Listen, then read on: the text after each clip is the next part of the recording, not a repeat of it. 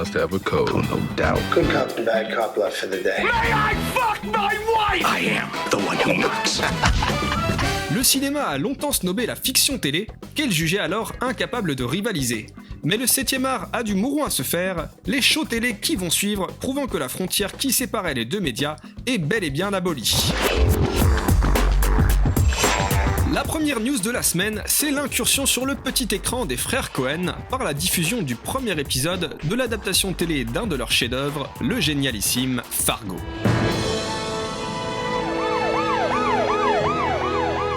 Lundegaard, you mind if I sit down? Jerry's quite a load here. Where's Jerry? Got your damn money. Now where's my daughter?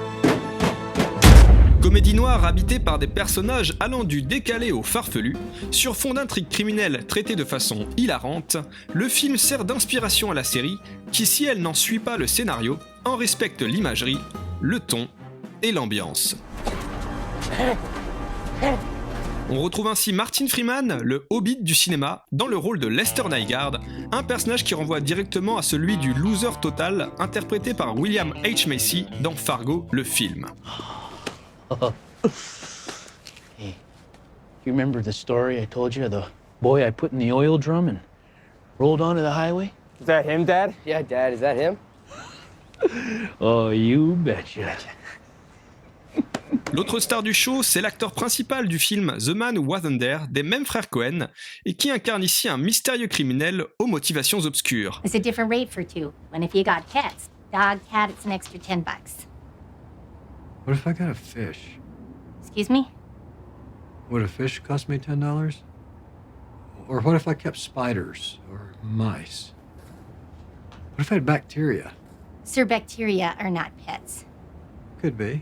Un personnage qui va graduellement convaincre Lester Nygaard de ne plus se laisser marcher sur les pieds, si bien que ce dernier s'embarque dans une histoire sordide qui va rapidement le dépasser, tout en révélant son véritable moi. I gotta say, if that were me in your position, I would have killed that man.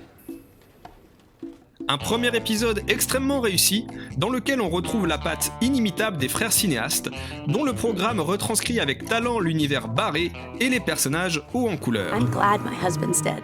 I'm gonna sing at his funeral. La la la la la la la la. Une série qui ne durera malheureusement que 10 épisodes, alors autant en profiter. I didn't do nothing. I just got home. Fargo. Everybody be cool.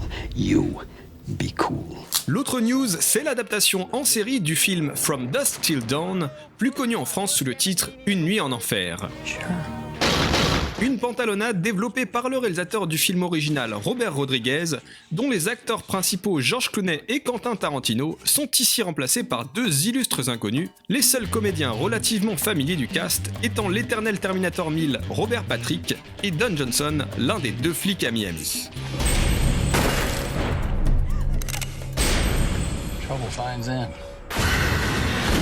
Une curiosité qui promet un bon niveau de n'importe nawak, si du moins la série parvient à emmener ses personnages principaux jusqu'au fameux bar à vampires, le Titty Twister.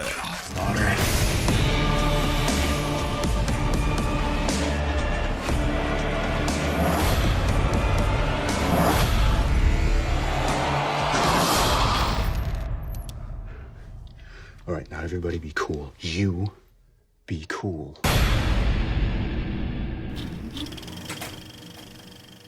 Quand NBC annonce l'adaptation télé du Dragon Rouge de Thomas Harris, livre dans lequel on rencontrait pour la première fois le personnage du tueur en série Hannibal Lecter, certains d'entre nous voyaient déjà en cette initiative une énième façon de capitaliser sur un nom connu du grand public afin de garantir le succès du futur programme, sobrement intitulé Hannibal.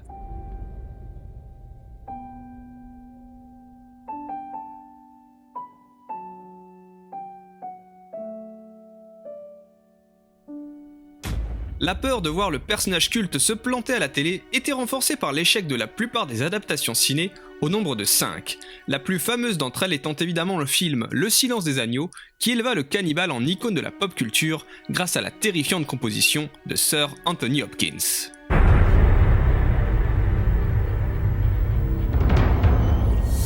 Les films suivants enterreront malheureusement la franchise dans des tentatives évidentes d'amasser du cash, transformant l'autrefois terrifiant serial killer en personnage de slasher. Le dernier interprète d'Hannibal Lecter aurait ainsi pu rester à jamais Gaspard Ulliel dans le terriblement mauvais Hannibal Rising, qui s'intéressait à l'adolescence du futur psychopathe en Lituanie. Good evening, Inspector. Mais c'était sans compter sur le talent du scénariste Bryan Fuller, déjà créateur des fameuses séries Dead Like Me ou Pushing Daisies, dont le talent et la force de conviction emporteront l'adhésion de Mads Mikkelsen, ce malgré un prix d'interprétation masculine tout juste remporté à Cannes et une carrière cinématographique en pleine ascension. Et c'est l'engagement de ces deux noms que sont Fuller et Mikkelsen qui changeront toute la donne sur les attentes vis-à-vis de la série Hannibal. D'opération commerciale à première vue, le show se métamorphose subitement en objet filmique attendu par toute une communauté, chauffé à blanc par la présence du comédien danois qui, dès la diffusion des premières images promotionnelles, se révélait déjà être un choix aussi génial qu'inespéré.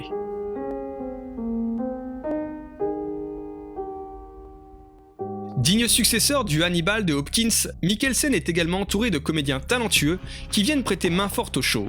Si on retrouve ainsi le vétéran Lawrence Fishburne en directeur des études comportementales du FBI et Gillian Anderson en psychologue attitré de Hannibal Lecter, c'est un acteur anglais relativement inconnu qui se fond corps et âme dans le rôle principal du consultant du FBI, Will Graham. Will Graham is a teacher at the FBI Academy. Everyone has thought about killing someone, one way or another. Will has the capacity to really place himself into the mind of the kind of person that might commit these crimes, almost subconsciously. This is my design. And that makes him very powerful, and it makes him kind of pretty vulnerable as well. Can I borrow your imagination? Will Graham, c'est donc le protagoniste principal de la série Hannibal. Un personnage justement introduit en même temps que celui d'Hannibal Lecter par le romancier Thomas Harris dans son livre Dragon Rouge, datant de 1981 et d'abord adapté par Michael Mann sous le titre Manhunter. Dans le livre comme dans le film, Graham était invité à sortir d'une retraite anticipée, prise après les événements qui avaient manqué de lui coûter la vie, en même temps qu'il l'avait amené à arrêter un certain Hannibal Lecter. Il rentrait alors en contact en prison avec le cannibale, afin que ce dernier l'aide à dresser le profil psychologique du meurtrier en liberté. Mais comme indiqué dans les crédits de la création de NBC, la série Hannibal n'est pas tant une adaptation de Dragon Rouge qu'elle n'en est un préquel. Le show télé propose donc d'imaginer la rencontre initiale entre Graham et Lecter, psychologue alors au-dessus de tout soupçon, afin de mieux nous conter les événements qui amèneront à son arrestation. God forbid we become friendly. I don't find you that interesting. You will. Un travail d'écriture ambitieux qui, de l'aveu du scénariste Bryan Fuller, devrait mener la série à adapter l'intégralité des romans ayant pour personnage Hannibal Lecter. I think our goal for this series is really to make the definitive Hannibal Lecter story. We wanted to take all the best elements of the books, the ones that we have access to, and really tell the story of Hannibal Lecter in a way that we haven't seen before. We've never seen him as a practicing cannibal and as a practicing psychiatrist, so this is the opportunity to tell that chapter of the story that hasn't been in any of the movies. So it really is a unique part of his life. Un défi jamais vu et imaginé sur cette saison, dont l'intrigue des 3 premières mènera naturellement à l'adaptation de Dragon Rouge dès la saison 4, puis du livre Le Silence des Agneaux pour la 5, et enfin de Hannibal le roman pour la 6, avant une 7ème saison originale qui devra définitivement boucler la boucle. Une nouvelle qui a de quoi réjouir les fans, la série leur promettant une mythologie forte et une véritable direction artistique, en même temps qu'une future rencontre avec la jeune agent du FBI Clarice Sterling, qui avait notamment été interprétée au cinéma par Jodie Foster. Closer, please. Closer. Des considérations futures à prendre avec des pincettes, tant Hannibal peine actuellement à captiver les foules. Succès critique pourtant salué dans la presse et par les internautes, la série connaît d'énormes difficultés à trouver son public. La faute à un univers sombre et malsain qui révulse peut-être les spectateurs, ou encore à une diffusion sur un network aux valeurs familiales auxquelles le show ne correspond pas du tout. What do you see, Will? Every death is different. He's killed all creeds, colors, men and women. Every brutal choice has elegance, grace. Malgré des audiences en berne, la réussite artistique et critique a permis à Hannibal de se voir renouvelé pour une saison 2, actuellement en cours de diffusion aux USA. Reste à savoir si les acclamations sauront compenser le manque de spectateurs, fait qui pourrait peut-être changer si la série remportait quelques récompenses télévisuelles prestigieuses, à l'image de Mad Men, qui avait construit son audience au fur et à mesure des Emmy Awards remportés.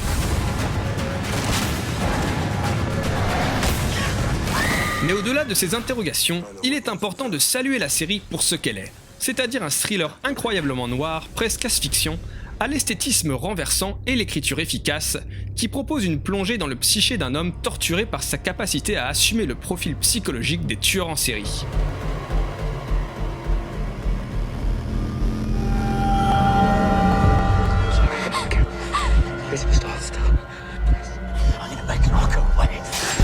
Un personnage tragique et troublant qui, au fur et à mesure de sa relation avec son psychologue Hannibal Lecter, devient malgré lui le sujet des expérimentations mentales du psychologue. I imagine what you see and learn touches everything else in your mind. Your values and decency are present, yet shocked at your associations, appalled at your dreams. No thoughts in the bone arena of your skull for things you love. Whose profile are you working on? Please, don't psychoanalyze me. You are like me when I'm psychoanalyzed. I felt like we were doing the same things. You were becoming him. There's something wrong with you. What's happening to me? Une relation aussi trouble qu'inquiétante entre deux comédiens au top de leur forme, qui donne une puissance insoupçonnée à la série, dont elle est d'ailleurs au cœur. Une expérimentation originale et terrifiante qui pardonne certaines errances scénaristiques et quelques personnages ternes, et qui profite notamment au personnage d'Hannibal, devenu encore plus complexe que celui interprété par Sir Anthony Hopkins. Et c'est finalement là tout l'attrait de la série, dans le portrait passionnant de ces deux hommes qui ne trouvent la sérénité que dans leur relation commune et destructrice, où les carapaces de chacun volent en éclats au profit d'une honnêteté malsaine. Did you really feel so bad because killing him felt so good? I like killing her. This, Reaper, will you have him getting to know him? I think I can help Goodwill see his face. Hannibal est donc un thriller horrifique à la structure épisodique classique, mais qui se démarque largement par son approche réfléchie de la psychologie de ses deux personnages principaux. Une série à ne pas rater, et même à soutenir et à diffuser, tant ce serait dommage de voir un tel programme disparaître au profit d'une énième déclinaison des experts. Voilà, Clap Fatal, c'est terminé pour cette semaine. Rejoignez-nous sur Facebook et YouTube, ainsi que sur notre site myprofilart.com, où vous pourrez retrouver toutes les solutions pour la création.